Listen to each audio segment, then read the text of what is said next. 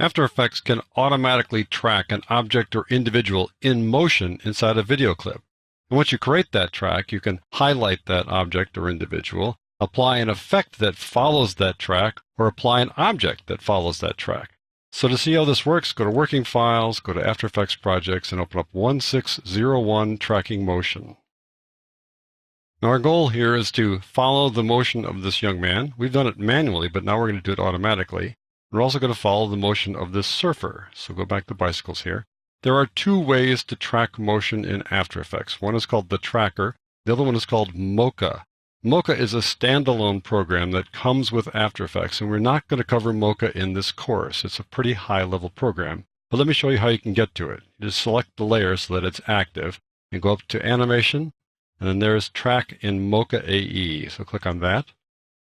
And now here is Mocha, and it's a fairly complex high-level program that really goes beyond the scope of this course. But if you want to dive into it, just be aware that the way it works is that you highlight a region, you follow a region in the clip, and then it tracks that region, which is very effective. It generally works better than the tracker that comes inside After Effects because the tracker just follows a point. This follows a region. Nevertheless, if you want to find out more about it, you can always go to Help here. They've got some pretty good help explaining how to use Mocha. Let's go back to After Effects. All right, so we want to automatically track this young man. And to do that, we open up the tracker. It's a panel. There are a couple ways to do that. You can change your workspace by going up here and opening up motion tracking. Or you can just open up the tracker by going Window, Tracker. And here it is down in the corner. Let me lift it up a little bit so you can see the whole thing there. There we go. Now, when a layer is selected, you've got four options here. When I deselect the layer, you've got no options. And that may throw people off. So make sure you've got a layer selected telling the tracker what thing you want to track. Then you have four buttons here. Two of them are really just effects, and so they're here for your convenience. If you click on Track Camera, that opens up the new 3D camera tracker that comes with CS6. I'm going to turn that off and cancel the analysis. There you go. We're going to talk about this one later in the course when we start talking about 3D. Then there's the Warp Stabilizer. That too is an effect. I'll turn that off too. Warp Stabilizer we're going to talk about later in this chapter when we talk about stabilizing motion. This is one of two ways to do that in After Effects. So I'm going to get rid of both of these guys by just deleting them from the Effect Controls panel. Go back to the project there. These other two buttons here do apply to what we want to do. Track Motion is what we're going to do here. We'll do Stabilize Motion a little bit later. So I click on Track Motion. And that means that this layer now opens up inside the layer panel, and this little track point shows up in it. Those are the two things that happen when you click on that button. Down here it says Track Type. Are you going to transform, which is the default? Do you want to stabilize, do parallel corner pin, perspective corner pin, or raw, just raw data? So it sets to transform by default because we just want to track motion. And then it says position is checked here. You can also check scale. If you check scale, it'll put up a second track point. So you have one track point in one place and one track point in another. We're going to skip scale now, but in the next lesson, I'm going to have done that just to show you what happens if you do scale. I'm going to uncheck that. So what I need to do now is I need to adjust the track point. I need to put it over something that will be relatively easy for After Effects to track. So let me zoom in a little bit on the screen by going Control or Command plus. There we go. I want to track that boy's face because there's good contrast there and distinct color difference from the background, and that's easy for After Effects to track. So I need to move the tracker over there. The tracker is this two-box thing with a cross in the middle. To move it around, you need to wait till you see the four arrowheads like that. If you do like this, then you're going to change the box on the outside, not the entire set. If you go inside like that, then you can move the whole set around, and you get that little magnifying glass there, and go to the boy's face. That works for me. The outside region is what's called the search region. You set the search region to be larger than the object you're actually going to feature here because you want it to search sort of outside the area, so it's looking for the thing that you want to feature. I can move this up like that. There you go. But if I want to move this up by itself, I need to grab one of these sides like that. And if I want to move two sides at once down in the corner here, hold on the Control or the Command key, then I can adjust it that way as well. And typically, you have the search area just be a little bit ahead of the motion, kind of leading the motion. Then I need to open up the feature area. This is this area here, the feature region. I'm going to move that around by also clicking on one of its sides down here and pulling it down like that. There we go. And get the corner here, holding the Control key. Maybe moving it around a little bit. There we go. So now we've got things pretty well set up, but there's one more little thing here. What's this little cross? This is called the attach point. Some people get confused. They think this is like the target. This is the thing that you're actually tracking. In fact, this is what you can attach an effect to if you want it to not be directly on the thing you're following. So I'm going to move it a little bit out of the box just to show you how that works. This is the area we're going to try to track. This is the thing we can attach an effect to later if that's how we want to do this. Now what we need to do is analyze this. So we make sure our current time indicator is at the beginning. It's not critical that it's there, but for our purposes, it's more convenient. You can always analyze backwards. It's okay. Wherever you got this, you can analyze forward and backwards, but it's easier and more intuitive to go forward. So I'm going to click on this Analyze Forward button down here in the lower right-hand corner. Click on that, and we're going to watch and see how it does. As long as that box stays on his face, we know that After Effects is getting this right. So I'll just follow this for a while. I'll pause the recording and we'll let it go ahead a little bit.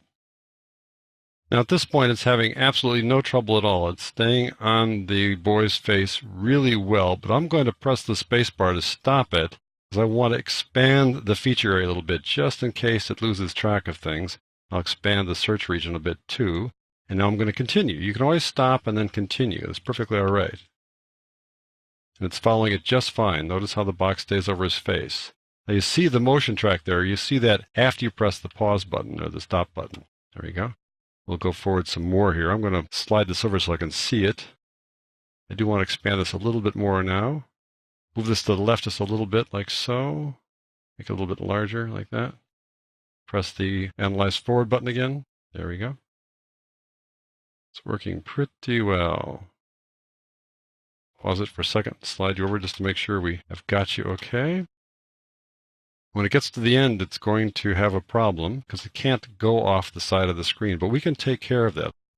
Have it just go forward a little bit farther like that, and I'm going to affix those keyframes. Now that it's done that, it's added a whole bunch of keyframes to the bicycles layer. Just go over here and open it up. You see it's got a motion trackers property group.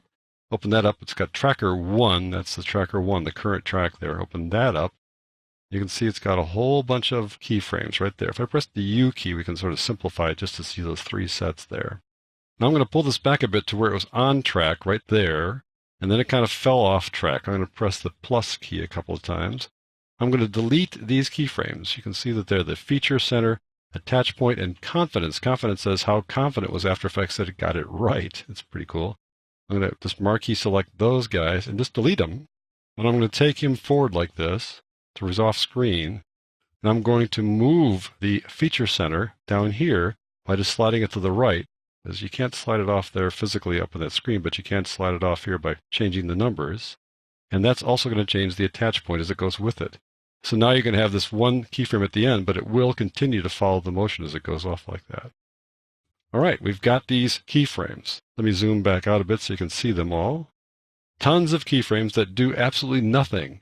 You need to apply them to, let's say, another layer that might have some kind of a highlight on it that follows the motion, or to an effect that has a point that can follow things along, like a lens flare, or to, let's say, an object like text. And we're not going to do that in this lesson. We'll do it in the next lesson. So let's go over to the surfer and do this one more time, and you can see what happens when things don't go quite so smoothly. The most obvious thing, the track is the bright yellow spot on his bathing suit, but that won't go that smoothly because he kind of twists around a bit, then you get some ocean foam crashing across it, but we're going to do our best here. I'll click on the layer to make it active, and then the buttons show up here. I click on track motion again. There's the track point, kind of zoomed in now. I've got that 4 air-headed thing there. Drag it over to his shorts like so. Kind of expand a little bit. Expand the feature area as well. Slide over just a touch like that. And now we're going to analyze forward. Here we go. It's doing just fine. The box is staying where it belongs, right there in the brightest area of the shorts. At some point, though, when the surfer twists around, we're probably going to lose things. Let me stop that for a moment and pull it down so I can see what's going on and zoom out a little bit. Control or Command minus. Here we go. Keep on going now. It's still sticking on there pretty well despite all the twisting and turning. It's working pretty well. I'll pause this and fast forward. Well, we just lost the track point now. As he turned away, we lost the connection. And so when that happens, you need to back up a little bit to the point where you lost it. You want to go back where you can see the box where it belongs there. And now you need to make an adjustment so you can sort of replace the keyframes. So I'm going to zoom in a bit by going Control or Command plus to get a better control over this and move this around a little bit more, spread out the feature area a little bit more. And now we'll continue to analyze forward and see what happens here. Now it's working great. There you go. Let me just pause it so I can see things better. There we go.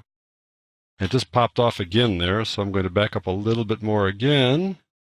There we go, right there. Take it and move it back here like this. Pull it right about there. Notice that one keyframe got pulled over. That means that that's the one we just fixed, but the one subsequent to that will also get repaired as we go forward here. There we go. It's working.